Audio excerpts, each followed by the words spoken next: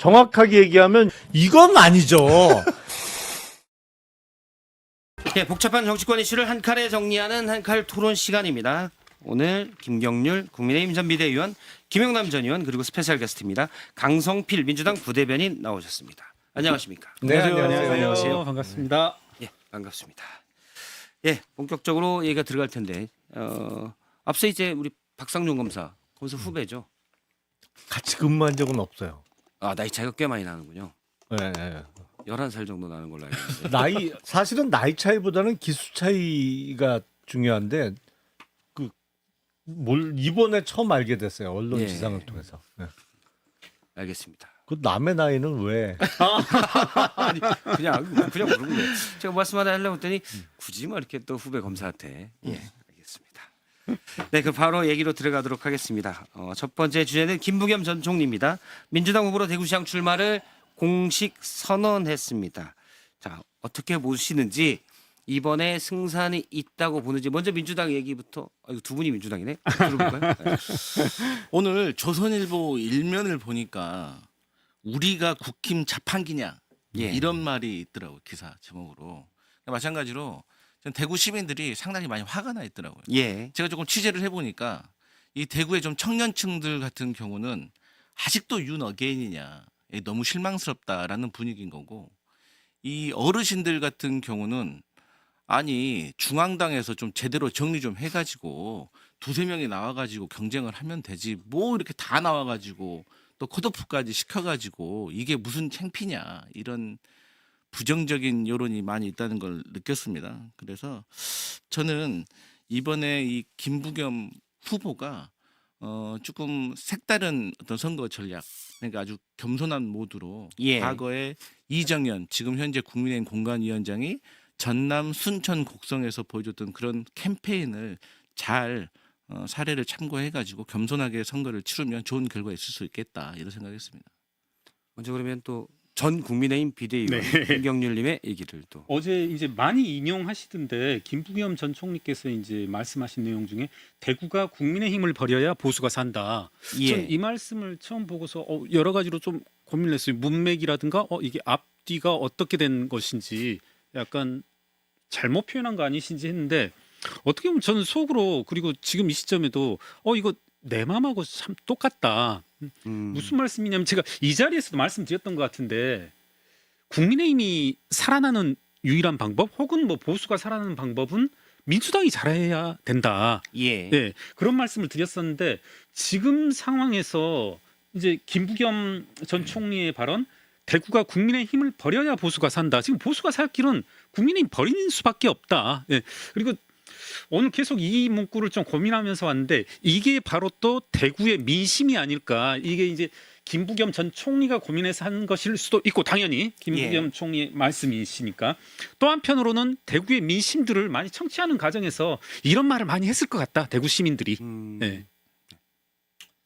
우선 대구 시민들께서 이번 선거에 국민의힘의 그동안의 어떤 실망스러운 모습, 실망을 넘어서 거의 분노를 유발하는 듯한 당 운영이고 뭐고 엉망진창이잖아요. 그거에 대해서 한번 회초리를 들 때가 됐다는 것뿐만 아니라, 대구 시민 입장에서는 김부겸 후보를 안 뽑을 이유가 없는 게, 이제는 광주 전남이 통합돼서 전국 16개 광역단체가 됐잖아요. 예. 근데 16개 광역단체 중에 대구가 이른바 GRDP, 지역 주민소득 꼴등이에요. 1인당. 네.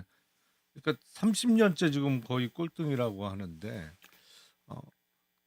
어제 출마 선언을 하면서 언론 인터뷰를 보니까 핵심을 정확하게 짚었더라고요. 그러니까 대구 경북이 통합됐을 때 중앙정부가 지원했을 20조 원, 그러니까 예. 4년에 걸쳐서 5조씩 20조 원입니다만, 그거를 김부겸 후보가 언급을 했고, 또 하나는 가져오겠다. 군공항 이전, 이거는 기부대 양역 방식으로 이루어지기 때문에, 원래는 지자체가 새로운 군공항을 어딘가 만들어주고 대구 군공항을 글로 이전시킨 다음에 기존에 있던 군공항 부지를 받는 형식입니다만, 그 과정에서 돈이 어마어마하게 들어가기 때문에 거의 뭐 10조 후반대, 20조 가까운 돈이 들어가기 때문에 지자체 혼자 할 수가 없어요, 이 사업은. 예. 이건 중앙 정부가 적극적으로 지원해 줘야만 가능한 사업인데 그거를 이제 김부겸 후보가 어제 언급을 했더라고요. 그래서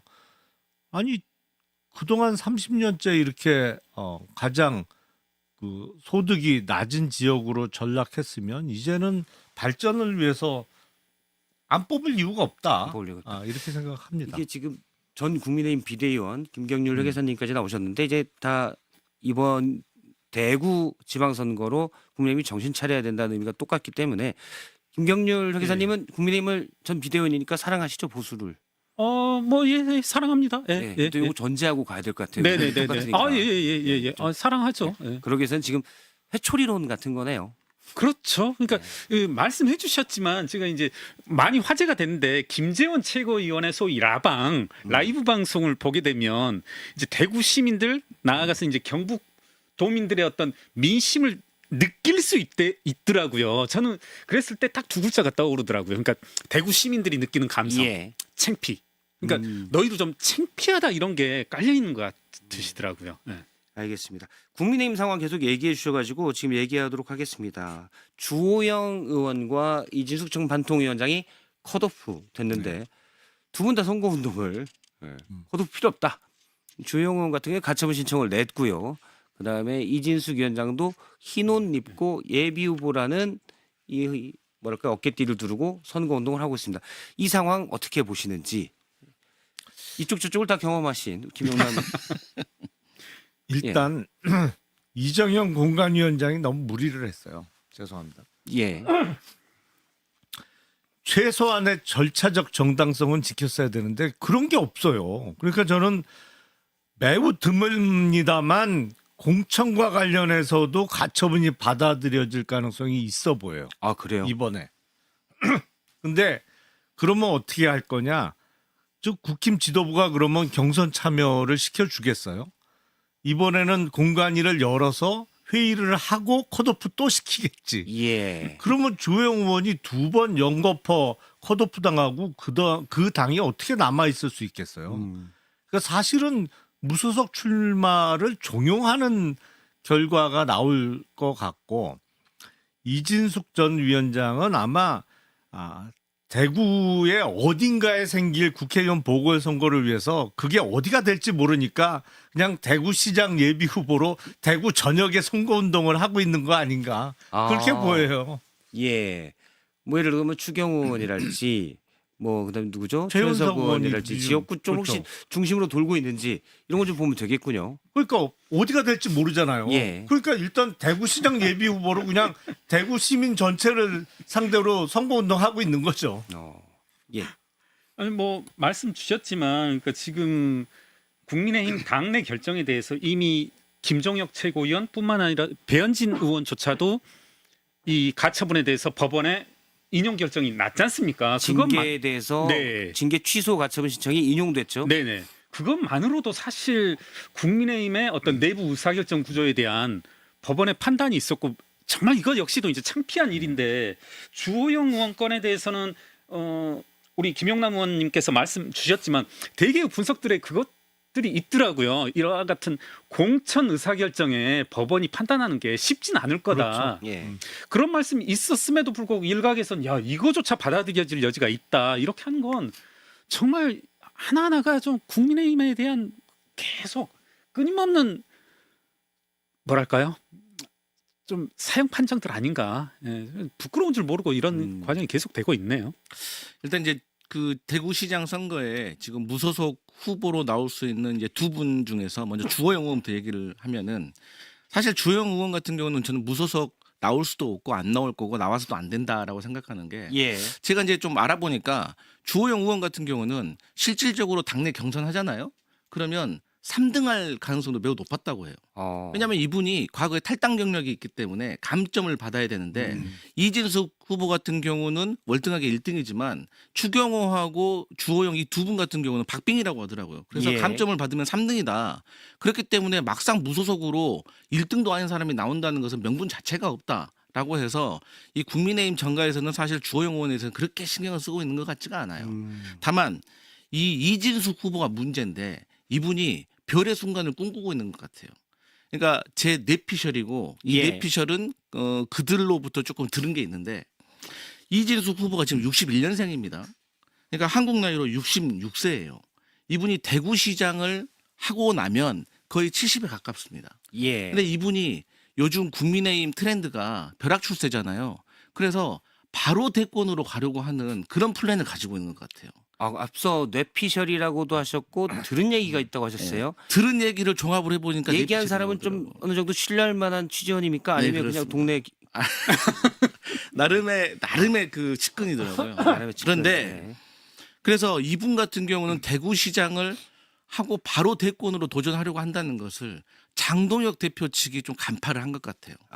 그래서 컷오프를 시켜버렸는데 그리고 나니까 그러면 국회의원 재보고를 주면 되겠다라고 생각을 했는데 국회의원 재보고를 주게 되면 바로 배지를 달고 국회에 들어와서 국민의힘 전당대회에 나가서 당대표로 나가서 예. 바로 당권을 거머쥐려고 하는 그런 플랜으로도 바뀔 수가 있다는 위험을 감지를 한 것 같아요. 장동혁 대표 측에서. 그러면은 대구 보궐에 이진숙 위원장을 안 줄 수 있다라고 보는 거군요. 장동혁 지도부가. 그래서 장동혁 대표가 딜레마에 빠져버렸는데 그런다고 해서 이제 뭐 컷오프 시켜보는 대구시장 후보를 다시 복귀시킬 수도 없고 이제 남은 선택지는 이제 이진숙 후보를 재보궐 국회의원에 공천 주는 건데 여기에 문제는 또 이진숙 본인이 이제 무소속으로 나가겠다라고 지금 강행을 하고 있는 상황이어서 장동혁 대표로서는 딜레마 앞뒤가 좀 막혀 있는 지금 사면 초과에 빠졌다 이렇게 분석할 수 있겠습니다. 장동혁 대표를 너무 과대평가하시는 것 예, 같으신데. 그런 면이 있습니다. 네. 우리 강 대변님께서 원래 김경률 전 비대위원님께서 장동혁 대표랑 같이 일을 했었잖아요. 잘 네네. 아시잖아요. 네. 네. 제대로 평가를 해주신다면 어떨 것 같습니까? 지금? 장동혁 대표는 지금 별 생각은 없을 것 같아요. 그러니까 저는 장동혁 대표가 최근에 계속 표정이 안 좋다가 얼마 전에 되게 활짝 웃는 모습을 봤는데 그 자리가 그 박민영 대변인을 재임용하는 자리에서 정말 활짝활짝 웃더라고요. 그런 거 보면 이분의 좀 지적 능력이라든가 어떤 감성을 우리 강 대변님께서 너무 과대평가하신 거 아니신가 그런 생각이 드네요. 알겠습니다. 그러면 아무튼 요 얘기 해보도록 하겠습니다. 만약 주호영 의원이 무소속으로 나오게 된다. 네. 그러면은 해당 지역구가 비잖아요. 대구 수성갑. 한 인터뷰에서 주영호는 그 얘기했어요. 나도 무소속으로 나가고 해당 지역구에 한동훈 전 대표가 무소속으로 나오면 무소속끼리 협력해야 되는 거 아니겠냐. 이 연대의 가능성이 있을 거라고 보십니까? 뭐 가능성 있냐 없냐로 따지자면 있을 있고. 겁니다만 이게 현실적 가능성을 따지자면 예. 저는 조금 아니지 않을까. 예. 그건 왜? 그러니까 한동훈 대표로서도 그 주호영 의원과 뭐랄까요 무소속 연대를 하는 순간 예. 지금 대구시장 공천의 어떤 난맥상들 그런 오점들에 오염될 가능성이 있다. 그리고 또 하나는 지금 그 발언을 했었잖아요. 예. 어떤 식으로든 약간은 어떤 식으로든 본인은 출마하겠다는 의지를 강하게 표현했고 그 말씀도 맞는 것 같거든요.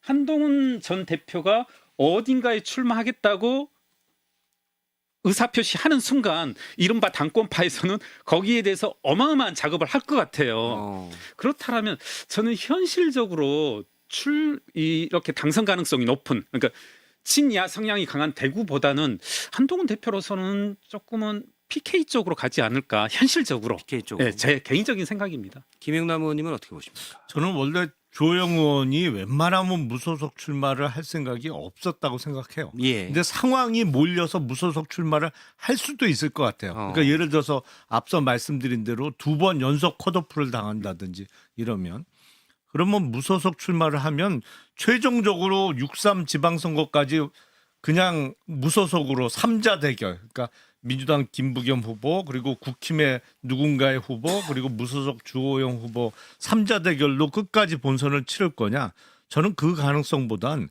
국힘 후보와 주호영 후보가 후보 단일화를 중간에 할 가능성이 높다고 생각을 하는데 이러면 우리가 진다 하면서요. 그렇죠. 그러니까 거기서 후보 단일화가 되면 아무래도 승률이 그 당선 가능성이 올라가겠죠. 근데 그 후보 단일화 과정에서 주호영 의원이 좀 계산을 해봐야겠죠. 한동훈 전 대표와의 무소속 연대가 더 나은지. 본인과 국힘 대구시장 후보와의 어떤 여론조사를 통한 후보 단일화에서 도움이 될 거냐, 아니면 좀 손절하는 게 도움이 오히려 더 될 거냐, 그건 대구 민심을 보고 결정할 것 같은데요. 주호영 그러면 의원이. 주호영 의원이 한동훈 전 대표의 손을 잡을지 네. 국민의힘 후보의 손을 잡을지 만약 무소속으로 나오게 된다면 이건 뒤에 또 고민할 부분이 있다라는 말씀이시네요. 네. 예. 근데 저는 그 민주당의 김부겸 후보가 없는 상황에서는 이 주호영 의원이 무소속으로 나오고 그 무소속으로 나와서 비어진 그 국회의원 자리에 한동훈 전 대표가 가서 국민의힘의 어떤 보수 재건이라는 슬로건을 든다면 그 먹힐 수는 있을 것 같아요. 근데 이미 김부겸이라는 집권 여당의 강력한, 그러니까 대구 발전을 이룰 수 있는 이런 후보가 나와 있기 때문에 그 전선 자체가 흐트러졌다고 저는 생각을 하고, 그 전에 주호영 의원을 지적하지 않을 수 없는 게 뭐냐면, 아니 이분이 그렇게 국민의힘이 망가져가고 있을 때는 팔짱 끼고 가만히 있다가 자기 발등에 불 떨어지니까 그제서야 뭐 당이 잘못됐다느니 보수 재건이니 그러면서 한동훈 전 대표와 같이 하자느니 이런 얘기를 하면 과연 대구 시민들이 그 진정성에 대해서 공감을 해줄까? 예. 네, 저는 그런 의문이 있습니다. 알겠습니다. 이제 대구 얘기를 해봤고요. 광주 전남으로 잠깐 가보도록 하겠습니다. 광주 전남 이정현 공관위원장이 가장 힘든 곳, 아무도 가지 않으려는 험지에서 또 다른 역할을 할 생각이 있다. 본인이 이래서 지금 광주 전남 전북에 광역단체장 후보가 한 명도 없습니다. 네. 그래서 이정현 위원장이 광주 전남 특별시에 가는 것 아닌가라는 얘기가 나와요. 이거 어떻게 김경률 회계사님은 어떻게 보시는지? 그러니까 저는 이정현 위원장이 어떤 분이시냐면 대구를 험지로 만드신 분이잖아요. 네. 대구를 험지로 만들어 놓고서 광주로 가겠다. 그래서 참 뭐는 뭐대로 다 싸질러 놓고 이제 또 예. 이제 광주 전남으로 가겠다는 건데, 전 한편으로 그걸 또 어떤 생각이 드냐면 이건 또 광주 전남에 대한 모욕이다. 예. 도대체 이분 입장에서는, 이정현 위원장 입장에서는 광주 전남을 어떤 곳으로 보시길래 예. 본인이 광주 전남에 이렇게 도백으로 혹은 뭐 이제 특별시장인가요? 정확히는 통합특별시장입니다. 출마하겠다 이런 건지, 조금은 광주 전남 호남인에 대한 모독이다. 호남인들이라고 지금 이정현 위원장이 한 짓을 모르겠습니까? 예. 알겠습니다. 따로 뭐 하실 말씀이? 아니 그러니까 사람은 각자 제 역할을 다 할 때 칭찬을 받을 수가 있는 거죠. 그러니까 이정현 지금 공관위원장이잖아요. 그럼 공천 관리를 잘 해야지. 말씀하신 대로 지금 대구를 뭐 험지 내지는 격전지로 만들어 버렸고, 수도권요? 수도권 지금 웬만한데 국민의힘이 후보를 못 구해요. 광역의원 후보가 없는 곳이 수십 군데가 넘어요. 지금 경기도뿐만 아니라 서울, 인천에 다 그 2명, 3명 복수의 당선자를 예. 배출하는 기초의원만 하겠다는 거야. 그것도 다 가번 달라고 이러고 있거든요. 광역의회도 잘 안 나가려고 하고. 광역은 후보가 없는 곳이 많아요. 근데 그래놓고 셀프 공천해 갖고 본인이 나가겠다고? 아니 그러니까 정치를 무지하게 하고 싶어 하는구나. 이게 이번에 뭐 당선 가능성을 보고 출마하는 거는 아닐 거고, 이번에 본인이 희생했다라는 주장을 앞으로 하면서 어딘가에는 또 출마를 하거나 또 뭐 정치를 계속 할 생각이구나. 그래서 제가 보기엔 공천관리위원장 진짜 잘못 뽑았어요. 예. 국민의힘은. 앞서 이제 김경률 회계사님이 대구를 싸질러 놓고 하셨는데, 흐트러 놓거나 또는 어지럽혀 놓고 이런 네네네. 좀 그게 품격 있는. 적절한 표현인 것 예, 같습니다. 예. 다시 한번 얘기해 볼까요? 대구를 흐트려 놓고. 고맙습니다. 예, 근데 그럼- 이정현 공관위원장이 과거에 이제 그 순천 곡성에 출마했었잖아요. 네. 그 이후에도 그 지역을 흐트려 놨어요. 예. 예, 저도 싸질렀다고 표현하고 싶은데 아, 품격 있는 네, 방송이에요. 흐트렸습니다. 그게 뭐냐면 그때 당시 제가 민주당 후보의 공보 담당이었거든요. 근데 그때 이정현 후보가 상당히 충격적인 공약을 냈어요. 그게 의대 유치였어요. 예. 그 지역에. 그 수건 사업이거든요. 근데 그렇죠. 그게 현실적으로 이루어질 수가 없는 거예요. 그런데 그거를 공약으로 내세우더라니까요. 그거는 완전히 유권자를 기만한 겁니다. 되지 않을 걸 알면서.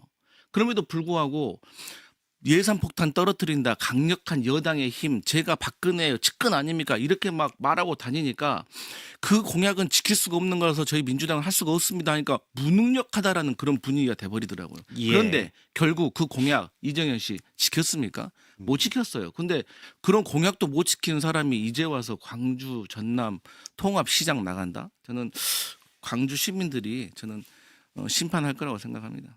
알겠습니다. 시간이 저희가 뒤에가 녹화가 있어서 정확히 지켜야 되는데 경기도에 후보가 없다. 요거 한 20초 정도만 얘기해 주시겠습니까? 그러니까 지금 국힘은 경기도지사 후보도 사실 변변한 후보를 못 구해서 뭐 온갖 얘기가 다 나오잖아요. 근데 예. 더 심각한 건 광역의원 단계로 가면 정말 후보가 아예 없어요. 없는 지역이 수십 군데가 넘어요, 지금. 지금 그러니까 당선 가능성이 없으니까 안 나오니까 당협위원장들이 어떤 측면에서 아무나 붙잡고 제발 출마 좀 출마해달라. 해달라고 이러고 있거든. 당을 이렇게 만들어 놓고. 알겠습니다. 저희가 일단 세 분의 얘기는 여기까지 듣고 있다가 본 방송이 끝나고 유튜브에서 더 신랄하게 싸질러 놓고 포함해서 얘기하도록 하겠습니다. 네, 안녕하세요. 여기 댓글쇼 방 열렸습니다. 저는 CBS 기자 조태임이고요. 오늘도 댓글쇼 해보도 한칼토론 댓글쇼 이어가겠습니다. 각자 소개 부탁드릴게요. 우리 오늘 처음 출연하신 강성필 부대변인부터. 네, 안녕하십니까. 민주당 부대변인 종편숙의 강성필. 정편숙의 네. 예, 반갑습니다. 김경률입니다. 저부터요? 왜 이렇게 돌아가는데 시계방이. 죄송합니다. 아니 순서도 이제 막해. 안녕하세요, 막성태님이니까, 박성태입니다. 네. 인생 막 살고 있어요. 네. 예, 김영란입니다. 네, 한 주 잘 보내셨나요? 네. 어땠어요, 한 주? 좀 주변에 반응 들어오신 거 있으세요, 김경유 기사님은? 전 꾸준히 들어와요. 어. 이렇게 CBS 아침 방송에서 잘 들었다. 아. 산을 자주 타게 되는데 네. 산 등산 가다가도 이제 일행분들이 잘 봤다. 아니 이제 저로선 이제 처음 뵙는 분들이 네, 네. 강성필 부대변인 오늘 어땠어요? 뉴스쇼 처음 출연이신 거예요? 아니요, 이제 종종 뭐 몇 번씩 나오긴 했는데 네. 한 칼 토론은 처음이었습니다. 아, 오늘 세 분 케미 어떠셨어요? 네, 제가 없으면 더 잘 될 것 같긴 한데. 근데 강성필 부대변인은 사실 대기실에서 더 많이 웃기신데 오늘 좀 그 역량을 다 못 펼치신 것 같아요, 본방에서. 앞서 금했던 본방 앵커가 잘못한 거예요. 아. 본방 앵커가. 근데 저분이 강성필 대변인이시죠? 네. 반갑습니다. 네. 막성태님이시네요. 어디서 뵌 것 네. 같은데. 점 찍고 왔어야 되는데. 근데 제가 자꾸 이 유튜브 같은 데 나오면 개그맨이라고 이렇게 하시는데 개그맨 아닙니다. 저 폴리티션입니다. 네. 근데 너무 재밌으세요. 제가 진짜 팬이었거든요. 아, 예, 네, 그리고 그 멜빵 입고 나오시고 막 너무 재밌어요, 진짜. 이 앞에 계신 분이 강성필 맞죠? 네, 맞습니다. 네. 대기실에서 계속 그 얘기 하시더라고요. 김부겸 대구시장 후보 얘기하면서 네. 이분 대구시장 되면 나중에 대선까지도 가실 분이다. 칭찬을 엄청 하는 거예요. 네. 그러고 보니 닮았어요. 아, 김부겸 전 총리랑. 아, 저 영광입니다. 어. 네, 김부겸 후보님 보고 계시죠? 네, 근데 인상이 좀 동글동글하신 그런 거라든지 그죠? 조금 통통한 편이죠, 제가. 네, 이쁘게 살쪘다고 말을 많이 듣습니다. 네. 얼굴도 되게 하얗세요, 실제로 뵈니까. 네. 네. 오늘 근데 이제 그 저희가 지금 개그맨 얘기를 하다 보니까 그냥 자연스럽게 이혁재 씨 얘기로 하는데. 물 흐르는 자연스럽게 네. 이번에 이제 국민의힘 그 청년 오디션 심사위원으로 이혁재 씨가 이제 심사위원 됐다고 하면서부터 논란이 있었는데 실제 지금 이제 결과나 뭐 지금 어제 나온 발언이나 행동들 봤을 때 좀 어떻게 보세요? 우리 김경유 회계사님. 그러니까 저는 국민 어디든지 어느 정당이든지 이혁재 같은 분은 있을 수 있다. 저는 뭐 민주당에도 뭐 어떤 특정 정당을 폄훼하려는 게 아니라 민주당에도 그런 지지자 있을 수 있고 국민의힘도 있을 수 있고 어디든 뭐 정의당도 있을 수 있고 하다못해 아주 뭐 공익적인 그룹에도 있을 수 있는데 네. 그런 사람을 어디에 쓸 건지 어떻게 쓸 건지는 당이 결정을 해야 되고 냉정하게 말씀드리면 숨겨야죠. 그런 사람을 이렇게 중차대한 당의 뭐 공천을 결정하는데 심사위원으로 한다. 이건 조금 그러니까 네, 이건 좀 심하다. 그러니까 저는 프로야구 광팬이기 때문에 기아 타이거스 광팬인데 6대3 상황에서 작년 하반기 그 이제 특정 투수를 폄하하려는 게 아니라 작년 하반기가 이제 그 특정 투수 때문에 많이 고초를 겪었거든요. 그리고 최종적으로 9위가 됐고 그 투수를 또 올려가지고 6대 3에서 역전패 당했거든요. 아웃카운트 하나 잡고 이제 4점 주면서 그러니까 이혁재 있을 수는 있는데 이런 인물이 있을 수는 있는데 보이지 않긴 해야 되는데 이걸 내놓고 이러자는 건 도대체 장동혁은 누구를 위한 선거를 하고 있는가 묻지 않을 수 없다.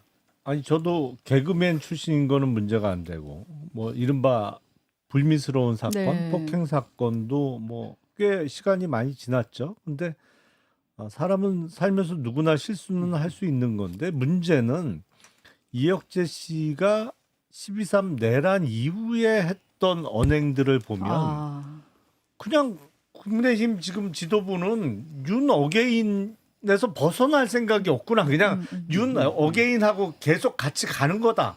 이거를 단적으로 보여주는 증거 아니에요? 그러니까 아직도 정신 못 차렸구나. 무슨 결의문? 네네. 그거 백날 읽으면 뭐예요? 인사를 통해서 저렇게 보여주고 있는데, 그러니까 뭐 다른 직업이나 이런 게 문제가 아니고 그냥 그 정치 성향이나 발언 내용으로 볼 때 그냥 그때 우리 김경률 회계사님이 말씀하신 게 맞는 것 같아요. 3%가 목표였던 정당들하고 똑같아졌어 지금 하는 게 정말. 근데 지금 이혁재 심사위원 문제도 있지만 막상 이제 10명을 최종 뽑았는데 그 10명들의 인물 면면이 조금 과거 발언들도 좀 문제가 있고 또 윤어게인 그 청년들도 포함돼 있고 그런 결과는 좀 어떻게 보세요, 강성필 그러니까 비대위원님? 이혁재 씨 같이 서부지법 그 폭동 사태가 민주화 운동 아니냐 뭐 이렇게 표현한 사람이 당연히 심사를 봤으니까 윤 어게인 청년들이 뭐 1등부터 10등까지 쫙 올라올 수 있는 것은 저는 이상한 일은 아니라고 생각을 하거든요. 같은 시선으로 바라보니까. 근데 이제 이게 개그맨 뭐 오디션이다. 네. 그럼 뭐 이혁재 씨 볼 수도 있겠죠. 개그 쪽에 있어서는 전문가라고 하면. 근데 이제 이것은 청년 정치인들을 참신한 정치인들을 뽑으려면 최소한도로 이 존경은 못 받는다고 하더라도 이제 논란은 없는 사람이 와야 되는데 그럼에도 불구하고 결국 이 오디션이 흥행이나 홍보에는 성공을 한 것 같다. 지금 이혁재 씨 때문에 지금 뭐 며칠째 제가 이 얘기를 여기저기 다니면서 하고 있으니까. 근데 저는 그 1등을 누가 했냐 뭐 준우승을 누가 했냐 뭐 이런 것보다는 네. 어떤 그 후보 청년이 떨어졌는데 떨어지고 이제 나가면서 뭐 한동훈 만세 뭐 복당 이런 거 있잖아요. 오히려 그게 더 저는 인상 깊더라고요. 어떤 점 때문에요? 아니 그러니까 그만큼 청년들이 그래도 제대로 어떤 정신이 좀 박힌 청년들도 있구나. 그래서 좀 국민의힘의 희망을 봤다. 희망을 봤다. 우리 막성태님 어떠셨어요? 저는 김용남 의원님하고 의견이 똑같아요. 네. 그러니까 논란이 된 건 2010년에 이제 유흥주점의 종업원을 폭행했다는 것, 그 다음에 24년에 2억 원 국세 체납, 25년에 3억 원대 사기 혐의 피소 이런 것들이 있는데 네. 이제 국세 체납은 이제 내야죠. 이제 내시길 바라고 국가 재정이 튼튼해야 되니까.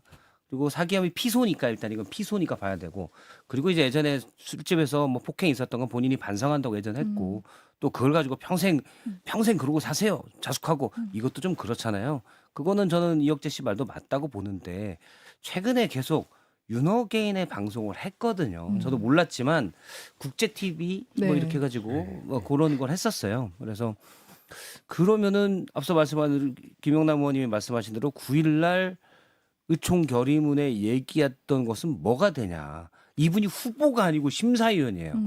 근데 이분의 세계관에서 심사를 하겠다는 거잖아요. 이분은 윤어게인이에요. 그러면 9일날 구총 결의문은 뻥이다. 네, 죄송합니다. 땡뻥. 역시 막성태. 요 캐릭터가 막성태죠. 개뻥이죠. 제가 이런 일이 왜 생기는지를 막대 그래프로 와. 설명을 뭐 하여튼 근데 이런 거 좀 조심해야 그리는 되는 게 거 아니에요? 유행이야? 요즘에? 그리는 요즘에 게. 이거 펼치는 거 좀 조심해야 되는 거 왜요? 아니에요? 한번 해보세요 한번. 이게 저분들은 여론의 스펙트럼이라고 하면 세계관의 스펙트럼이에요. 네. 저는 이제 클라우드를 표시했어요. 한 가운데 딱 자르는 게 아니라 네. 여기는 이제 보통 이쪽 저쪽에는 그냥 매사에 중립적인 생각 갖고 있는 분들 이쪽이 극우다. 네. 이쪽이 약간 좌측이다. 물론 이제 우나 좌를 판가름하는 건 뭐 정부의 역할, 뭐 세금 여러 가지 뭐 소수에 대한 존중 여러 가지가 있겠죠. 근데 어쨌든 그냥 이렇게 본다 그러면 지금 이혁재 씨 같은 분을 심사를 둔 건 네네. 전반적인 지도부의 생각이 요쯤에 있기 때문이에요. 그러니까 요게 화면상으로는 좀 반사돼서 잘 안 보이긴 하는데 긴 막대 그래프를 그리셨고 아, 그죠? 가로로 그렇구나. 긴 막대 그래프를 그리셨고 가운데를 이제 구름 표시 같은 거 하셨고 예. 이제 이혁재 씨는 제일 오른쪽 저쪽 끝에 있다는 아니, 그러면 제가 입체적으로 카메라 그리는 것도 막 그렸어. 그러니까 왜냐면 제가 막대 그래프를. 예, 막대를 막 그러구나. 제가 좋아하는 멘트가 이제 서 있는 곳이 다르면 풍경이 다르다. 이분들이 서 있는 곳이 네, 곧 그 구에 거의 가깝게 서 있기 때문에 네. 이혁재 씨의 윤어게임 방송 이런 것들이 정상이고 우리의 청년 인재를 뽑을 수 있는 필터가 되겠군이라고 생각하기 때문이에요. 서 있는 곳이 거기 서 있어서 그래요. 여태 제1야당이 그러니까 국민의힘 쭉 예전에 뭐 자유한국당 쭉 왔잖아요. 지금까지 서 있는 곳에 가장 우측 끝에 서 있어요. 위험한 낭떠러지 끝에 서 있다. 네. 빨리 좀 안쪽으로 오셔라. 근데 그 연장선상에서 박민영 대변인을 다시 재임명을 했잖아요. 근데 박민영 대변인도 어떻게 보면 청년 정치인의 대표인데 저는 이제 어제 오디션을 보면서 사실 국민의힘이 탄핵을 2번 거치면서 그러니까 정치 인재가 너무 없다는 얘기를 들었어요. 다 이제 전무하다는 거예요. 그러니까 탄핵의 여파가 인재가 없어지니까 계속 후보들이 외부에서만 데리고 오는 상황이 됐다 이런 얘기를 했는데 사실 이런 청년 인재를 키우는 거는 밑에서부터 이제 탄탄히 쌓을 수 있는 사람을 만드는 거잖아요. 근데 어제 뽑힌 이제 면면을 보면은 너무 이제 극우 중심에 돼 있고 또 박민영 대변인도 그렇고 이쪽으로 청년층을 좀 두텁게 갖고 가는 거 아닌가 그런 생각도 들더라고요. 어떻게 보세요? 근데요, 저는 이쯤에서는 좀 국민의힘 편을 들고 싶은 게 지금 당 대표가 장동혁이고 또 그러니까 공천관리위원장 이정현이고 이 두 분이 이렇게 어떻게 보면 얼굴이란 말입니다.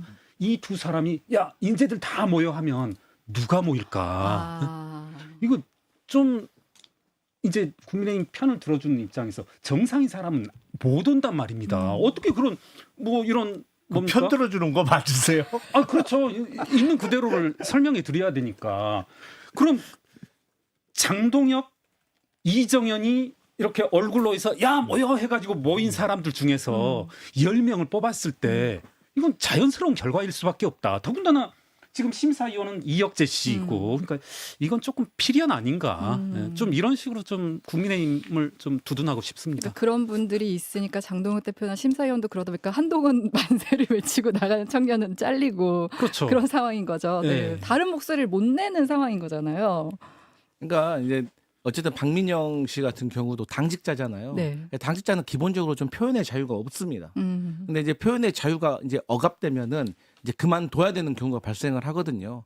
근데 많은 고민이 있을 거예요. 그 친구도 이제 제가 알기로 좀 젊으니까 네. 비교적 그러다 보니까 어떻게 해야 될지를 모르고 사실 주변에 이제 본인들을 둘러싼 분들이 이제 윤 어게인의 생각을 가지고 있으면 비교적 이제 내공이 좀 젊은 나이에는 사실 휩쓸릴 가능성이 뭐 좀 농후하고 또 옆에서 또 잘한다 하면 또 사실 거기에 또 이렇게 춤을 출 수가 있는 거 아니겠어요? 그래서 이제 선배들이 잘해야 되는데 좀 안타까운 마음이 있죠. 근데 이제 아마도 저는 이런 생각을 해봤어요. 이 장동혁 대표가 지방선거 패배하고 나면 네. 분명히 이제 전당대회에 출마할 것 같은데 그 전당대회 출마할 때 저는 이 박민영 씨가 청년 최고위원은 좀 러닝메이트로 뛰지 않을까? 저는 그런 생각을 좀 해봤기 때문에 박민영 씨 입장에서도 어쨌든 제1야당의 청년 최고위원이 된다고 하면 과거에 본인의 선배 장해찬을 봤을 때 네. 인지도도 높아지고 좀 내가 앞으로 정치 어떤 보수에서 정치인으로서의 또 좀 탄탄대로 엘리트 코스를 가는구나라는 욕심을 가질 수도 있거든요. 그래서 저는 또 그 장단을 맞추는 격도 분명히 있을 것이다 그래 봐요. 제가 벤다이어 그림을 준비를 안 해와가지고 그런데 저희 이 잘못 알고 있는 거예요. 그러니까 이 지도부가 네. 전략적 미스를 계속 하고 있어요. 장동혁 지도부에서 계속 나왔던 메시지에 일관된 건 뭐냐면 어떤 핵심 지지층, 코어 지지층을 확고히 한 다음에 외연 확장을 하겠다라는 거거든요. 여기서 코어 지지층이 박민영 대변인 같은 요걸 X라고 합시다. ABC라고 하기엔 좀 그렇고 X라고 해요. 그리고 이제 외연 확장의 대상이 되는 좀 중도 보수 쪽을 Y라고 할게요. 네. 역시 B라고 하긴 그렇고 Y라고 해볼게요.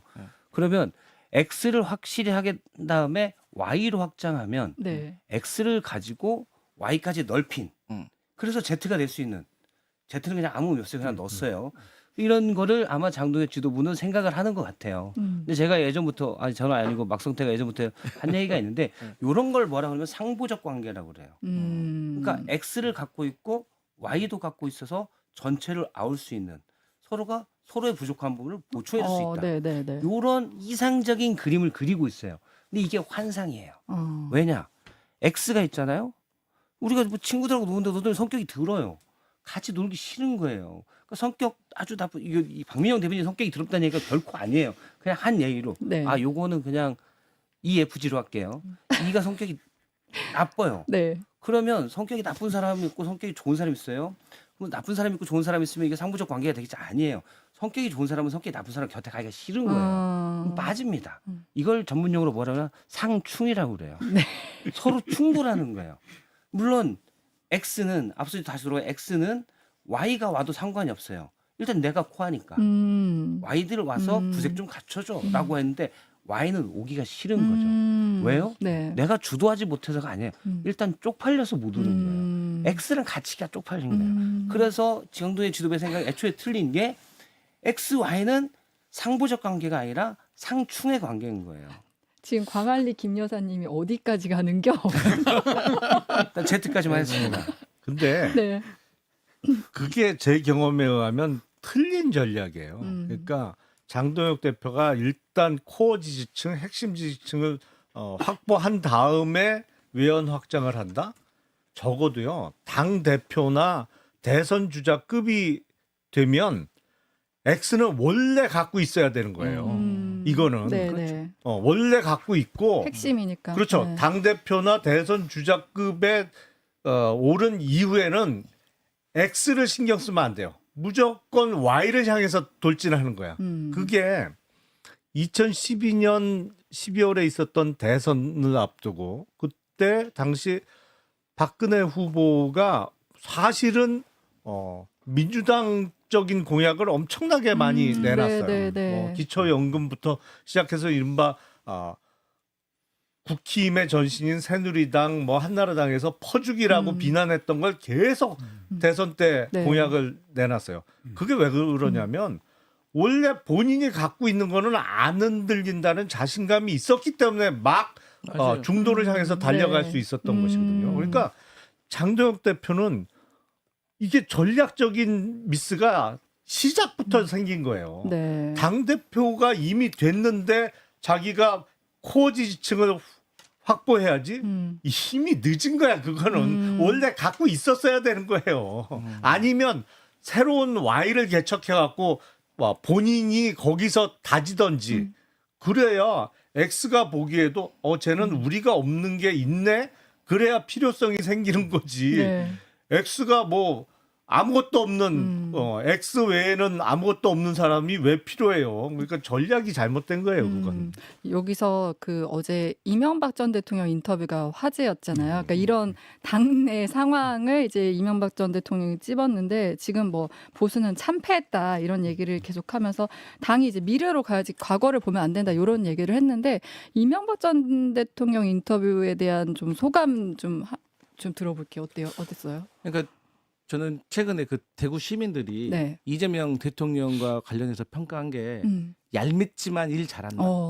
그러니까 그게 저는 이명박 대통령의 마음일 거라고 생각을 해요. 얄밉지만 일 잘한다. 얄밉게 생각. 그러면서 그 인터뷰 전에는 또 어떤 내용을 하냐면 예를 들어서 이제 민주당 출신의 이재명 대통령도 나름대로 큰 틀에서 이 보수 세력까지 껴안으려고 하는 노력을 하고 그걸 정책적으로 실현하려고 하고 또 메시지도 그렇게 내는데 과거에 이제 윤석열 전 대통령과 바로 비교가 되는 마음은 저도 어쩔 수가 없었을 거라고 생각하는데 거의 뭐 험담에 가깝게 말을 해버리잖아요.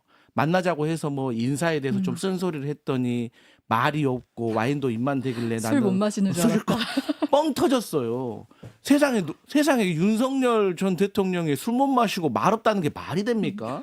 그래서 그런 정도의 이명박 전 대통령이 작심하고 쓴소리를 했다는 거는 그만큼 이재명 대통령이 얄밉지만 잘하고 있다라는 반증인 것이고 그만큼 국민의힘이 어디서부터 손을 대야 될지 모를 정도로 좀 망가진 것이 아닌가. 근데 국민의힘이 조금 망가진 아주 큰 이유 중에 하나가 저는 유튜브인 것 같아요. 유튜브요? 네. 어. 그러니까 예를 들어서 지금 뭐 박민영 씨 같은 네. 경우도 그 조금 논란이 있는 다음에 방송에서 좀 사라졌거든요.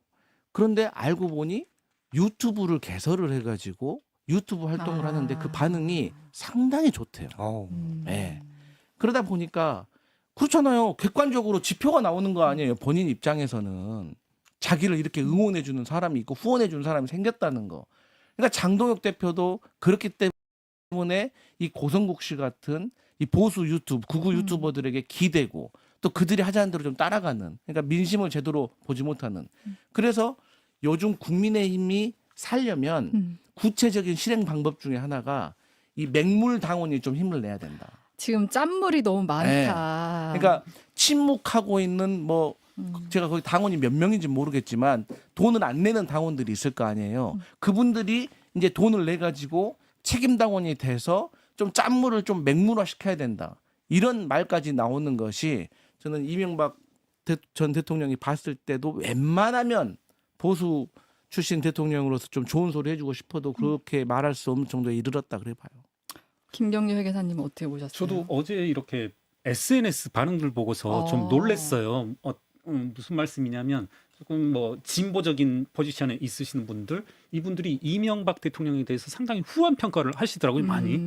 이러했고 되새겨볼 몇몇 대통령들과 이렇게 비교 선상에 놓게 되면 좀 훌륭한 대통령의 범주에 놓을 수 있다. 이렇게 해서 조금 개인적으로 뜨악하고 해서 오늘 한번 인터뷰 전문을 보니까 좀 우리 이명박 대통령님 그 특유의 네. 또 뭐랄까요, 본인 내세우는 그쵸, 저희 그쵸. 깔때기 내세우는 네. 그게 있으니까 조금 맞아요. 거부감이 일더라고요. 그래서 제가 이건 또 뒷담화이니까 네. 저는 자원외교 쭉 말씀하시던데 개인적으로 자원외교에 대해서 깊이 천착했던 한 사람으로서 며칠 전에 이제 주간조선 보도가 있었거든요. 하나만 이제 맥락과 상관없이 말씀드리면 이 2조 원을 멕시코 볼레오 강산에 네. 투자한 다음에 깨끗이 날려먹었거든요. 이게 제가 그 히스토리를 정말 세세히 잘 아는 사람인데 예컨대 100억에서 자를 수 있었고 200억에 자를 수 있었고 1000억에서 자를 수 있었고 심지어는 1조에서 손절할 수 있는 수많은 기회가 있었음에도 불구하고 최근에서야 2조에서 손절을 한 거거든요.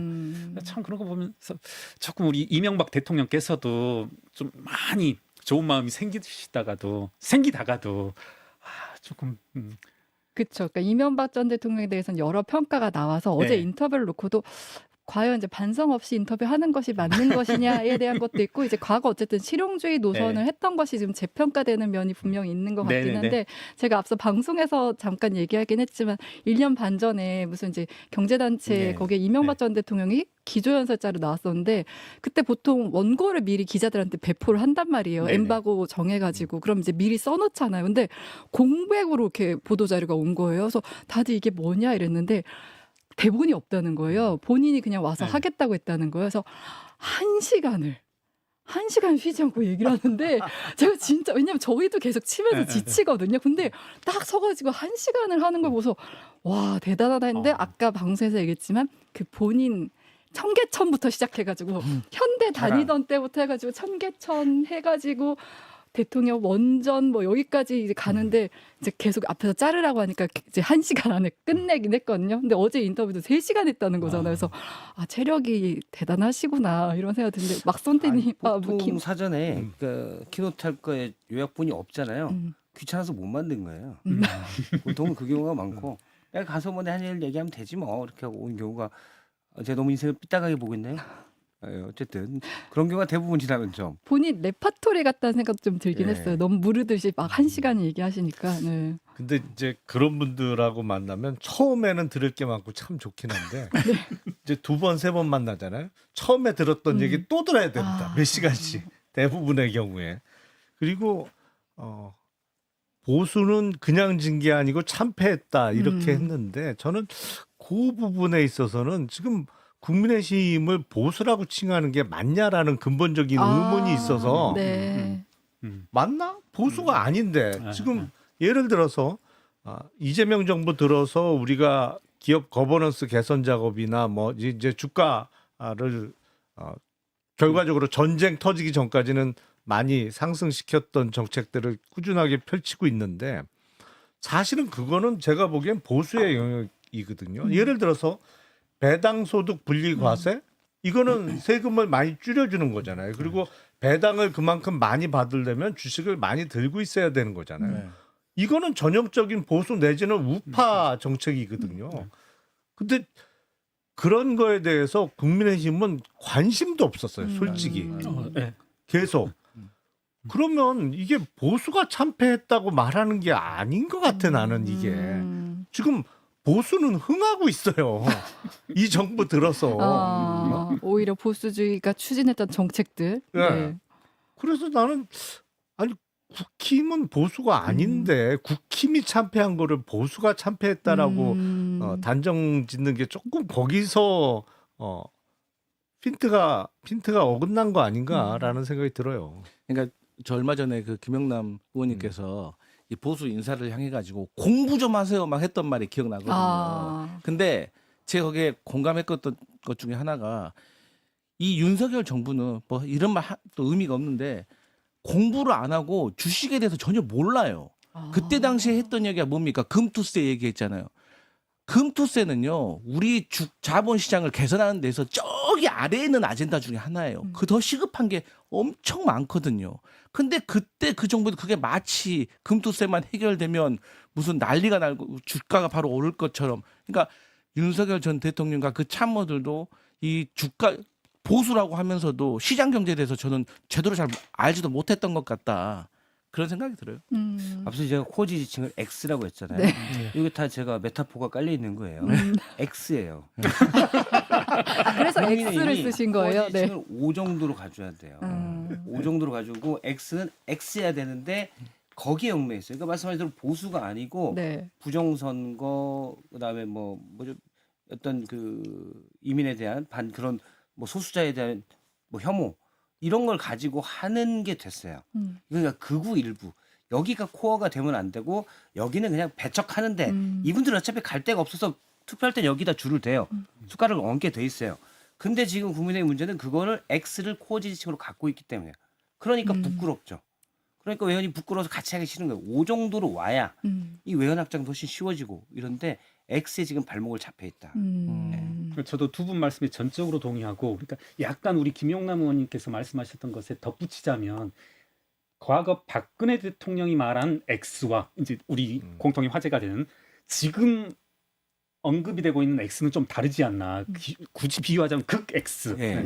이거 어떻게 보면 보수가 아니라고 했는데 저도 계속 드는 의문이 지금 장동혁 대표를 비롯한 당권파가 지지 기반으로 삼고 있는 이 세력들이라고 하는 게 과연 이게 정치적인 범주로 이렇게 뭐랄까요? 범주화할 수 있는가? 저는 아무리 봐도 좀 아닌 것 같더라고요. 예. 어떤 호소하는 지지층이라든가 내지는 호소하는 내세우는 정책이 있다든가 그런 거에 대해서 좀 지극히 회의적이더라고요. 그렇죠. 그냥 부정선거, 체제 전쟁 그렇죠. 예. 이런 얘기만 하는 분들이지 예. 정책에 대한 그게 없어요 예, 사실은. 예, 맞습니다. 예. 그러니까 종교로 따지면 마치 종말론을 신봉하는 종교단체 비슷하게 생각이 돼요. 왜냐하면 네. 어떤 논리나 정책보다는 혐오는 있어. 그러니까 뭐 중국에 대한 혐오라든지 그쵸. 뭐 이런 거는 세요. 그러니까 어떤 극도의 공포를 자극해서 결집시키는 면에서 종말론을 신봉하는 종교 집단 같은 성격 아닌가 싶어요. 지금 그럼 그 X를 빼고 이제 뭐 오세훈 시장이나 이준석 대표 왜 갑자기 막 선택님 1,000원을 X 내가 썼는데 괜찮은 것 같아요. 다른 분들 천원은 나를 너무 싸게 보는 거 아니야 이거? 어려워서 그래요. 신사임당 정도는 나와야 되는 거 아니에요? 어렸을 때 일단 많이 퍼진 거 보고 제가 또 이렇게 저작권료를 받는 게 아니라 오히려 괜찮으니까. 퍼뜨려달라고. 1,000원짜리 변호사. 그러면 이제 X를 빼고 뭐 오세훈 시장이나 뭐 저 개혁신당 이준석 대표나 뭐 지금 한동훈 전 대표나 이런 보수 연대 쪽으로 좀 흘러갈 수 있을까요? 어떻게 보세요? 저는 몇 번 말씀드렸는데 불가능하다. 음. 일단 과거 이제 민주당에도 그런 사례가 있었거든요. 과거에 이제 이 당원들로부터 압도적인 지지를 받는 문재인, 그리고 시민단체에서 많은 지지를 받고 있는 박원순, 그리고 새 정치를 표방하는 중도의 안철수. 이 세 명이 삼두마차로 민주당을 끌어야지 정권 교체가 가능하다라고 해가지고 구체적으로 사실 그게 합의가 됐었는데 막판에 아. 깨졌는데 네. 그 점잖은 사람들도 그걸 깨더라고요 결국에. 그 이유가 뭐냐면 네. 세 명 다 목표가 같으니까 안 되는 거예요. 대통령. 다 대통령을 꿈꾸고 있는 사람들한테 이 삼두마차 하자는 게 되냐? 그리고 그나마 두 명이서 같이 하자고 하면 될 수도 있습니다. 근데 세 명은 함수가 너무 복잡해진다. 그리고 저는 기본적으로 이준석 대표가 나이 먹으면 저는 한동훈 대표가 될 거라고 생각하고 한동훈 대표가 조금 더 나이 먹으면은 유승민 전 의원처럼 변할 거라고 생각을 해요. 그거 무슨 그러니까 뜻이에요? 구체적으로 어떤 점이 이런 그 닮았습니다라고 표현하기는 좀 그렇지만 성향 자체가 좀 비슷하신 것 같아요. 그러다 보니까 사람이 서로 보완제가 돼서 내가 부족한 것을 저 사람이 가지고 있을 때 서로 우리가 합쳐가지고 보완이 돼서 시너지가 나는데 그들은 비슷한 면을 가지고 있기 때문에 저는 결이 비슷하기 때문에 시너지도 안 나고 결과적으로 서로가 서로를 신뢰하지도 못하기 때문에 저는 어렵다고 봐요. 그 말이 인상적이네요. 다 같은 목표를 갖고 있기 때문에 서로 경쟁을 하고 밀어내지 서로 보완하고 협력하고 끌어주기는 좀 힘들 그러니까 수 있겠다. 최소한도로 뭐 예를 들어서 이준석 개혁신당 대표가 나는 좀 젊으니까 이번에는 뭐 내가 오세훈 시장 만들고 그 다음에 내가 차기로 가겠습니다. 뭐 요런 정도 옛날에 뭐 노태우 전두환 만큼 이런 게 있어야 되는데 무조건 이번엔 나야 라는 어떤 마음들이 강할 것 같아요. 개성들이 강하기 때문에 합의가 안 될 것 같습니다. 아니, 이준석 대표는 지금 현재 시점에서는 한동훈 전 대표보다는 장동혁 대표하고 훨씬 친하죠.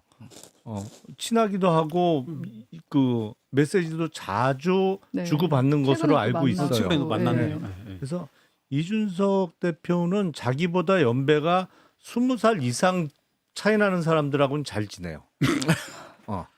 네. 근데 한동훈 대표는 보니까 12살 차이 나는 것 같아. 그래서 한동훈, 이준석은 같이 가기 어려워요. 제가 보기엔. 제 말이 거의 이런 말인 거예요. 느낌이 맞잖아요. 박선태님 웃고 계신데 뭐. 아니 이거 안 쓸 거면 줘요. 나중에 쓰려고 지금 챙겨놨는데 왜 줬다 뺏는 게 아니, 어딨어요? 계속 그만 보고 있었네. 막상 집어넣는 게 좀 아니, 뻘쭘해. 집어넣어야겠네. 그러면 이제 유승민 전 의원 얘기를 탐내네. 하셔가지고 최근에 국민의힘 워낙 경기도지사 사람이 없다 보니까 유승민 전 의원 카드가 계속 나오잖아요. 뭐 지난 주말에 어떤 한 보수 언론지에서는 출마로 마음 돌렸다 했는데 이제 그 이후 보도 보면은 아니다 이런 상황인데 유승민 전 의원 출마 가능성이 있을까요? 출마를 고심하는 점은 어떤 점 때문일까요? 일단 네. 수치스러운 거죠. 제가 앞서 했지만 X. 그렇죠. X. X이기 때문에 X랑 같이 손을 잡고 나가기는 수치스러운 거예요. 유승민 전 의원은 스타일이 사실은 이거 질 것 같다 해도 유승민 전 의원이 제일 두려워하는 거 그 전에 제가 쭉 보면 뭐가 있었냐면 정치 일선에서 좀 멀어지고 있다라는 거예요. 이러다가 잊혀질까? 그런 생각을 본인이 갖고 있습니다. 대선에 해야 되지만 계속 배신자 프레임에도 사실 본인이 볼 때는 억울하게 걸려 있고 계속 빠져 있으니까 그냥 사람들이 날 잊어버리는 건 아닐까? 이런 걸 제가 볼 때는 좀 갖고 있는 것 같아요. 그래서 어떤 자리가 주어졌을 때 가서 헌신하겠다는 생각은 제가 볼 때 가지고 있습니다. 그런데 지금 장동혁 지도부와 함께 손을 잡고 경기도지사 후보다 승산이 약간 가능성이 떨어져도 일단 승산만 놓고 보면 유승민 후보가 전 나갈 수 있다라고 봐요. 그런데 장동혁 지도부의 얼굴로 간다? 이건 부끄럽게 되는 거예요. 앞서 말한 이 코어 지층이 X가 아니고 O만 됐더라도 가는데 X가 코어가 되니까 X의 얼굴로 되는 건 본인도 X가 되잖아요. 그럼 뭐예요? 더블 X죠.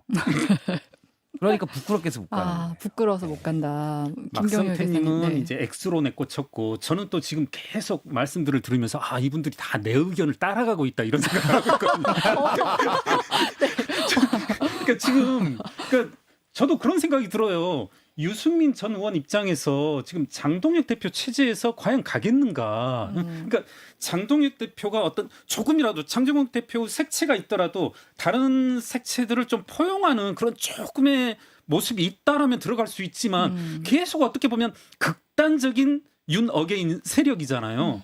이런 상황에서 제정신이라 뭐 죄송합니다. 이제 좀 제대로 판단을 한다라면 이게 얼굴로 나갈 것인가? 그리고 좀 힘없는 비대위원이었지만 네. 과거 총선 때 전 좀 그런 아쉬움이 있더라고요. 수도권 같은데 유승민 전 의원 어디 공천 한번 했으면 왜 이런 양질의 자원을 전혀 고려 없이 한 번의 고려도 없이 이렇게 흘러가나 했었는데 그때 총선 시점에서는 한 번의 고려라든가 배려 없이 이제 와서 정말 김용남 의원님 말씀하신 것처럼 지금 출마할 사람 자체가 없는 상황에서 야 이제 또 유승민 이렇게 하는 거 보면 저라면 안 갈 것 같아요. 저도 출마 가능성 대단히 희박하다고 보는 게 네.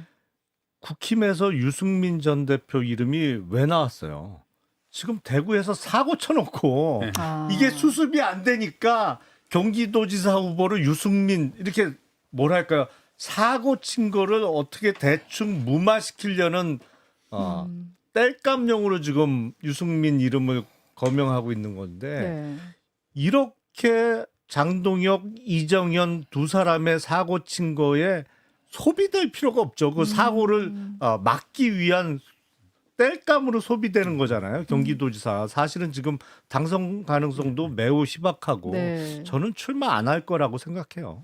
메일말금님이 아직도 배신자 프레임 씌우고 있는데요. 뭘 이러면서 문자 주셨어요. 그러니까요. 네. 그러니까 정치를 하면서 선택을 할 때는 둘 중 하나라도 있어야 돼. 그러니까 명분과 실리가 둘 다 있으면 좋겠지만 둘 다를 취하지 못하면 둘 중 하나라도 있어야 되는데 일단 국민의힘은 윤어게인 세력이기 때문에 명분은 없는 거죠.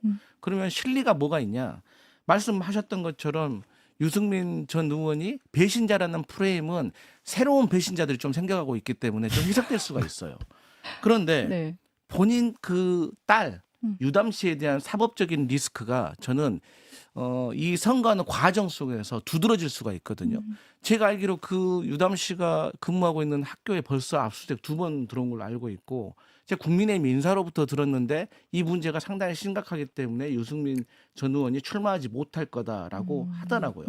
근데 또 반면으로 정치인들은 그걸 또 방패막이 삼을 수가 있기 때문에 또 그걸 빌미로 출마도 할 수 있는 거거든요. 그런데 결국에는 유승민 씨가 그 전 의원이 나가도 만약에 지더라도 좀 의미 있는 수치를 기록을 할 수 있다면 모르겠지만 본인이 종합적으로 판단을 했을 때는 의미 있는 숫자도 기록하지 못할 것이면 오히려 본인 딸에 대한 리스크만 더 악화되는 상황을 낳을 것 같아서 실리도 없어서 저는 출마를 안 할 것 같다. 그리고 거기에 지금 김문수 전 네. 국민의힘 대선 후보께서 네. 이 경기도 전역의 행사를 지금 돌아다닌다는 거 아니겠습니까? 그러면 이분도 지금 경기도지사에 나갈 마음이 있다고 해석을 할 수가 있기 때문에 자칫 큰 틀에서 추대해 줄 알고 나갔는데 경선하게 되는 경우가 생길 수도 있거든요. 그래서 저는 유승민 전 의원은 출마 안 할 것 같다고 봐요. 여기 계신 분들은 출마 안 하는 쪽으로 의견이 모이는 것 같아요. 네. 혹시 출마할 수 있으니까 못하게 말릴게요. 틀리면 안 되니까. 그리고 민주당 얘기를 오늘 별로 못한 거죠. 예. 민주당 경기지사 얘기를 해보면 지금 민주당은 3파전이잖아요. 추미애 의원, 뭐 한준호 의원, 그리고 김동연 현 지사. 요 구도는 어떻게 보세요? 그러니까 결선에 가게 될 것인지, 뭐 이후 결선에 가게 되면 또 어떻게 될 것인지, 뭐 이런 것들. 네. 결선 가지 않을까요? 사실은 이제 3명이 본경선을 치러서 한 명이 과반을 넘기면 결선이 없는 네. 거잖아요. 근데 3파전에서 한 명이 과반 넘기기는 쉽지 않거든요. 이제 본경선은 당원 50%, 여론조사 50%라서 이게 당원 투표 100%면 오히려 누구 한 명이 과반을 넘길 수도 있겠습니다만 여론조사하고 당원투표 반반을 섞는데 네. 과반을 넘긴다? 결국엔 결선을 예상하고 후보들이 뛰어야 되지 않을까 싶어요. 네, 최근 분위기는 앞서는 이제 추미애 의원이 많이 앞서간다 이런 얘기를 했었는데 최근엔 또 좀 많이 이제 경기요. 따라오고 있다 이런 얘기도 들었는데 막선대님, 네, 경기. 네 경기도, 네, 민주당 경기도. 어디 얘기하는 줄 서울 알았어요. 얘기시가 아니죠. 정원우. 정원호 얘기. 죄송합니다. 네, 저도 결선 갈 방송 거라고 막 할래요 봐요. 이렇게 자꾸. 결선 갈 거라고 봅니다. 네, 그러니까 지금 권리당원 50 본선은 권리당원 50대 역선택 반지 조항이 있는 여론조사 50이잖아요. 일단 본선 이후는 좀 봐야 될 것 같아요. 그러니까 좀 뭐 결선 없기는 아주 무조건 사실상 결선이 있다고 보고 왜냐면 50% 누가 뭐 네. 다 하기는 쉽지 않을 거예요. 그러니까 김동연 지사가 일단 여론조사에서는 앞서갈 거고 물론 여론조사라고 해도 뭐 당의 조직이나 뭐 좀 아는 분들이 많이 들어오긴 하지만 지방선거에서 근데 역선택 방지 조항이 있다는 건 국민의힘 지지층을 빼는 거예요. 네. 모름 이쪽은 들어갑니다. 여기선 또 김동연 지사가 꽤 높아요. 민주당 지지층에서는 추미애 의원이 높은데 모름 무응답에서는 또 김동연 지사가 높고 이렇기 때문에 이걸 좀 봐야 될 겁니다. 나중에 제가 한번 가중치를 둬서 계산을 해봤거든요. 네. 비슷비슷하더라고요. 아. 왜냐하면 지금 갤럽이 1,000명 정도 한다 보통. 네. 그러면은 이제 여론조사 어디서 나중에 선정해서 하겠죠. 네. 800명을 할지 뭐 보통 이럴 땐 1,500명 이렇게 하나요? 그렇게 하는데 비중이 민주당 지지층이 한 30%, 30% 잠시만요. 제 엑셀에 정리한 게 있는데 30몇 %고 모름 무응답이 한 28%가 돼요. 그러니까 당에서 그 부분을 감안하면은 이게 또 어떻게 될지 모른다. 상당히 그런 부분도 있고. 네. 그러니까 이제 지금 대체적으로 인지하기로는 추미애 후보가 네. 앞서가는 건 맞는 것 같다. 그러니까 뭐 크게 앞서는지 적게 앞서는지는 모르겠지만 앞서는 것 같다. 그런데 그 앞서는 정도가 이 바로 과반을 차지해가지고 4월 초에 끝내기는 좀 어려울 것 같다. 그렇다면 이제 결선을 가야 네. 되는데 일단 그 결선이라고 하면 2위나 3위가 김동연, 한준호 아니면 김동현 이런 순위로 가는데 한준호 후보가 처음에 슬로건을 좀 젊은 도지사로 잡았었어요. 아. 그 이유가 뭐냐면 본인이 지금 53입니다, 나이가. 젊어요. 근데 알고 보니까 이재명 대통령도 경기도지사 처음 됐을 때 54이었더라고요. 아. 그래서 그리고 과거에 남경필 같은 분도 젊은 도지사를 했기 때문에 그 슬로건으로 나갔는데 이게 초반에 좀 안 먹혔던 것 같아요. 그래서 캠프 얘기 들어보니까 수원에 있는 뭐 예를 들어서 뭐 당원한테 한준호 뭐 선거운동 하면 아니 고향에 있는 국회의원을 왜 나한테 말하는 거야? 그러니까 출마한 줄도 몰랐다는 거예요. 아. 그런데 이번에 유시민 작가의 ABC론을 통해 가지고 한준호 의원이 후보라는 것을 사람들이 많이 알게 됐다. 아, 오히려 그래서 네. 수혜를 받았다. 그래서 급격히 지금 인지도가 올라서 이제 선택을 해주는 분들이 많아졌다. 네. 그러면서 자연스럽게 뭐 이재명 대통령과 친하다 이런 이미지를 많이 홍보를 하고 있어서 많이 올라왔다라고 평가를 하더라고요. 근데 반면 김동연 현 지사의 경쟁력은 경기도가 31개 시군구가 있는데 그중에 22개가 국민의힘이고 9개가 민주당인데 이게 본선에서 우리 막성태 님이 말씀하셨듯이 당원 여론조사로 따지면은 조금 뒤처질 수 있지만 네. 그냥 전체로 따지면은 김동연이 또 잘 나온다는 거예요. 그렇기 때문에 김동연 지사로서는 사실 국민의힘 후보가 누가 나오는가에 따라서 안정적인 2등이 되느냐 아니면 처지느냐에 따라서 그러니까 그쪽은 사실 유승민 전 의원이 출마하기를 바라겠죠. 김문수보다는. 여튼 그런데 그것은 두고 볼 일이지만 결국 결선 투표에 가면 김동연과 한준호 이 2위, 3위 한준호, 김동연 이 지지층이 과연 결합을 할 수 있겠느냐. 아. 그래서 추미애를 뒤집을 수 있겠느냐라는 것에 대해서는 좀 의문이 있는 그러니까 거죠. 3등 표가 어. 2등한테 갈지 1등 네. 할 때 갈지가 이제 중요한 네, 거잖아요. 네, 근데 네. 그 부분에 대해서는 네.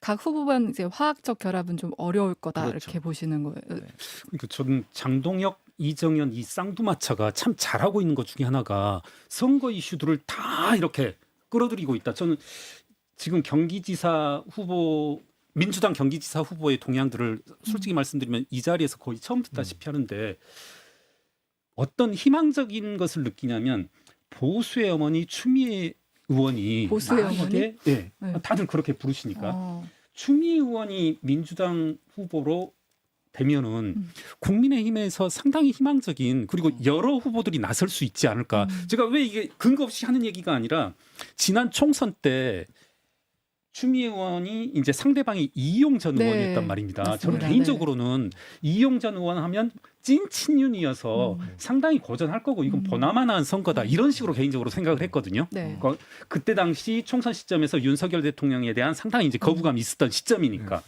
근데 제가 알기로 아주 박빙으로 이겼단 말입니다. 그리고 저는 상당히 놀랐어요. 만약에 이용 후보만 아니었다라면 여기 국민의힘이 이겼겠다.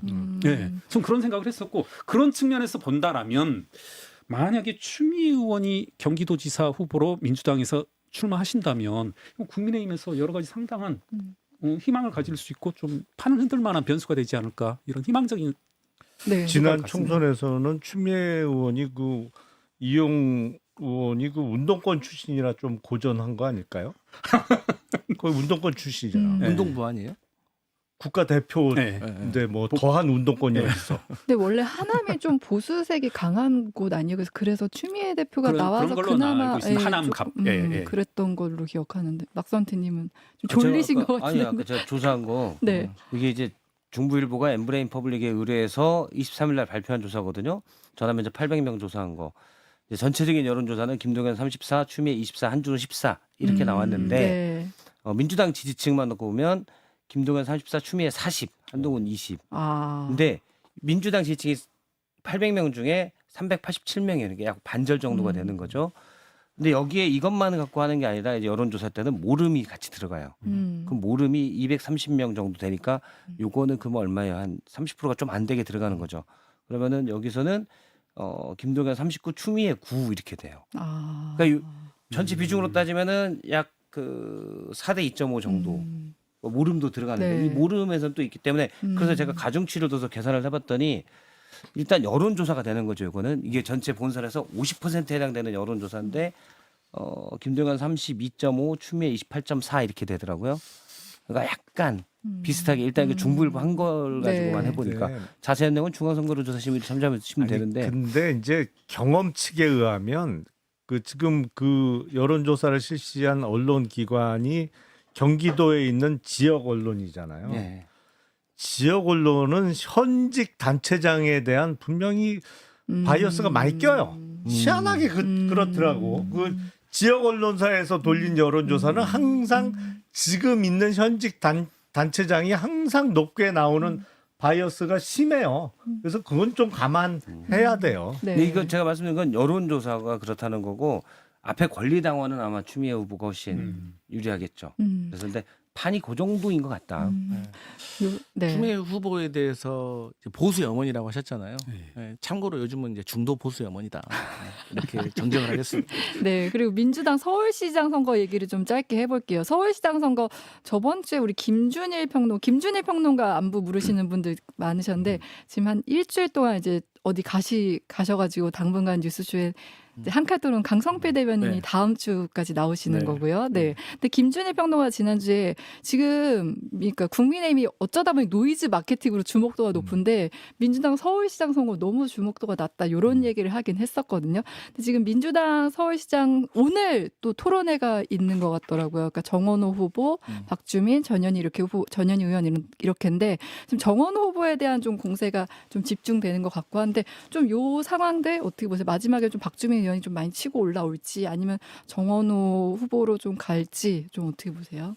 뭐 일단 뭐 제가 당직자라서 뭐 말 잘못하면 선거운동 될 수 있어서 조심스럽긴 한데 결국에 이제 1등 선거 때는 1등 전략이 있고 2등, 3등 후보의 전략이 있어요. 근데 보통 2등, 3등이 연합을 해가지고 1등을 공격하는 것이고 그 1등이 얼마만큼 잘 수성을 해내는가의 문제인데 제가 생각했을 때는 과거에 우리 민주당 대선 이재명, 이낙연의 과거 사례 때문에 당 내에서 당원들 사이에서 너무 심한 네거티브는 하지 말자라는 일종의 트라우마가 있는 것 같습니다. 네. 그래서 이제 정책적으로 뭔가 승부를 내기에는 조금 애매한 면은 있는 것 같아요. 그래서 어쨌든 후보들이 그래서 이제 지금 정원호 후보와 관련된 논란에 대해서 몇 가지가 제기가 됐는데 과연 그게 판을 뒤집을 수 있을 만큼의 파괴력을 가질 수 있을까에 대해서는 의문입니다. 네. 서울시장도 결선 가지 않을까요? 서울시장도 결선 갈 것 같아요. 그렇게 되면 결국엔 3등 후보 표가 어디로 쏠리느냐, 특히 당원표, 네. 당원표가 어디로 쏠리느냐가 문제가 될 것 같고 정원호 후보는 사실은 기초단체장 3선을 했잖아요. 근데 기초단체장은 사실은 언론의 주목도가 매우 낮습니다. 더군다나 이제 서울 시내 구청장 선거는 그래서 서울 구청장 선거와 서울시장 선거는 진짜 하늘과 땅 차이인 것 같아요. 네. 다른 데도 아니고 서울시장 선거는 그래서 잔잔한 강물에서 배를 몰다가 이제 거친 풍랑이 이는 바다에서 배를 몰아야 돼서 당내 경선부터 좀 훈련을 해야 아. 6.3 지방선거에서 보나마나 그때는 뭐 어마어마하게 그렇죠. 총력을 다할 것이거든요. 음. 각 당이 네. 좀 트레이닝 기간으로 삼아야 되지 않을까 싶어요. 막선태님 혹시 의견 있으신가요? 잘 될 것 같아요. 네. 네. 졸지 말고 좀. 아니 안 졸았어요. 근데 지금 이제 의견이 어쨌든 너무 같아서 물어볼 때도 혹시 의견 있냐고 물어봤어. 근데 지금 이제 서울시장 선거는 이제 민주당이 유리한 것 같지만 이제 정말 막상 본선에 들어가면 오세훈 시장이 또 어떻게 치고 오세훈 시장이나 뭐 국민의힘 후보 누군가가 어떻게 치고 올라오는지 거기서 본선에서 진짜 게임인 거잖아요. 저는 지금 상황이라면 현재로서는 정원호 구청장이 좀 유리한 국면인데 그냥 2단계로 될 것 같아요. 2단계? 네, 그러니까 내부 경선은 음. 사실은 그러니까 정치적 인지도는 좀 떨어지지만 사실 박주민 의원이나 전현인 의원도 사실 서울시장에 확 이분이 적임자였어 이런 건 없었거든요 지금까지는. 그러니까 이걸 지금 만들어가는 과정인데 정원호 구청장은 일단 구청 행정에 따른 그런 거에 몇 가지 있었죠. 그걸 가지고 왔고 그러니까 이게 특히 민주당 지지층 내에서 대통령이 또 픽한 게 있어가지고 뭐 일잘러라고 픽한 게 있어서 그게 상당히 각인이 된 것 같아요. 경선에서 좀 유리한 국면이 될 것 같고 물론 제대로 된 검증을 지금 사실상 처음 맞는 거기 때문에 여태까지는 아주 파괴력 있는 건 없었다고 보이는데 만약 나온다면 그건 모르지만 현재까지는 그냥 대통령 픽이니까 그냥 간다라는 게 생길 수가 있는 거고 그다음 본선 가면 오세훈 시장이 나름 경쟁력 있는 후보긴 하지만 밭으로 총을 하면 안 됐지만 어쨌든 후보긴 하지만 국민의힘 지지율이 너무 떨어지고 있어서 안 될 것 같아요. 현재 상태로라면 쉽지 네. 않다. 그러니까 지방선거는 이 후보가 많잖아요. 네. 광역단체장, 기초단체장, 광역의원, 기초의원 거기다가 비례도 또 광역, 기초 따로따로 하니까 줄투표 성향이 매우 강하거든요. 그쵸, 네. 기표소 들어가서 1번 쫙 찍고 네. 나오든지 2번 쫙 찍고 나오는 경우가 많은데 이게 서울시만 해도 서울시의원 후보가 없는 지역구가 많아요. 국힘이. 시의원이 네. 비어있는 자리가 많아. 아예 후보를 못 내는 아직까지 못 구한 지역이. 그래서 오세훈 시장은 뭐 개인 인지도야 어마어마하게 높습니다만 이른바 교차 투표를 기대해야 당선이 될 수 있는 건데 교차 투표는 제가 보기에 맥시멈 한 5% 정도 나오는 것 같아. 그러니까 뭐 광역단체장은 뭐 몇 번 찍었는데 그 밑에는 다른 번호 찍고 이런 교차 투표는 5%를 넘기기가 정말 힘들어요. 그래서 정말 불리한 게임을 할 수밖에 없어서 저는 당선 가능성은 매우 낮을 수밖에 없다고 봅니다. 어떻게나 이제 그 지방선거 때 서울시장 선거는 핵심이 부동산이거든요. 네. 아파트 값이에요. 근데 이제 국민의힘 같은 경우는 윤어게인이라는 어떤 잘못된 프레임 때문에 정당 지지율 낮아도 이걸로 한번 해보려고 했을 거예요. 오세훈 서울시장 같은 경우는. 근데 지금 완전히 국민의힘이 부동산 정책에서 실패를 해버렸잖아요. 민주당에게 그 공격하는 것에 대해서. 뭐 장도혁 대표 같은 경우 뭐 다주택자 악마화하지 마라고 막 주장하다가 본인이 악마 안 되기 위해서 팔다가 또 실책을 해버리고. 그래서 이제 그 서울 같은 경우는 민주당이 아무래도 유리한 형세로 가고 있는데 그럼에도 불구하고 저는 국민의힘에 네. 새로운 라이징 스타가 탄생할 수도 있겠다. 지금 상황에서요? 그러니까 지금 당권파가 밀고 있다고 추측되고 있는 박수민 의원. 강남을 네. 국회의원 이분 인터뷰를 하는 걸 제가 봤는데 좀 느낌이 통통 튀더라고요. 그리고 조금 보수의 새로운 어떤 그 지도자는 아니지만 그래도 좀 인지도가 있는 국회의원으로 성장할 수 있는 가능성이 좀 보이더라고요. 그리고 지도부가 픽을 했다고 추측됐는데 또 지도부에 대해서 그렇게 또 호의적이지는 않는 것 같더라고요. 그래서 그 오세훈 서울시장과의 토론이라든지 아니면 선거 캠페인을 하는 과정 속에서 네. 저는 국민의힘이 서울시장 선거에서는 패배할 수는 있지만 그래도 새로운 또 스타는 또 탄생시킬 수도 있겠다라는 좀 긍정적인 것도 봤습니다. 오늘 국민의힘이 이제 서울시장 경선 첫 토론회를 연다고 해요. 박수민 의원이 또 어떤 활약을 보여줄지 저희가 좀 보면 좋겠고 김경일 회계사님 뭐 짧게 이제 그런 생각이 들더라고요. 앞서 말씀해 주셨지만 저도 그런 느낌을 받았거든요. 그러니까 민주당 당내 경선을 보면 그러니까 이낙연, 이재명 트라우마를 언급해 주셨지만 정은호 후보에 대해서 여러 가지 이제 의혹들이 제기되고 있지 않습니까? 그것에 대해서 저도 여러 가지 스피커들의 발언들 그리고 이제 분석 내용들을 보는데 이거 민주당 당내 경선은 통과할 수 있어도 지금 같은 조심스러운 그런 태도가 본선에 가면 그렇게 이게 지금 그렇게 만만할까? 아. 제가 봤을 때는 상당한 화약고를 가지고 있거든요. 예. 이게 좀 만만치는 않을 것 같다. 예. 그렇게 거기에 하고- 대해서 제가 조금 말씀드리면 제 희망입니다. 제가 민주당이기 때문에. 근데 정원호 청장이었잖아요. 그렇기 때문에 사실 뭐 언론을 막 그렇게 크게 상대해 본 적은 없지만 이 기초단체장이기 때문에 행정의 디테일은 강하다고 봐요. 하지만 반대로 의외로 오세훈 서울시장이 행정에 대해서 그렇게 디테일을 모를 가능성이 매우 높아요. 왜냐하면 큰 틀에서 행정을 집행하는 것이기 때문에. 그래서 저는 정책 경쟁으로 좀 토론이 붙는다고 하면 저는 정원호 후보가 충분히 선전할 수 있다 그래 봅니다.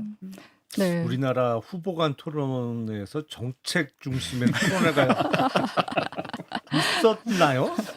거의 기억이 없지. 그렇죠. 거의 없죠. 정책 토론회는. 네.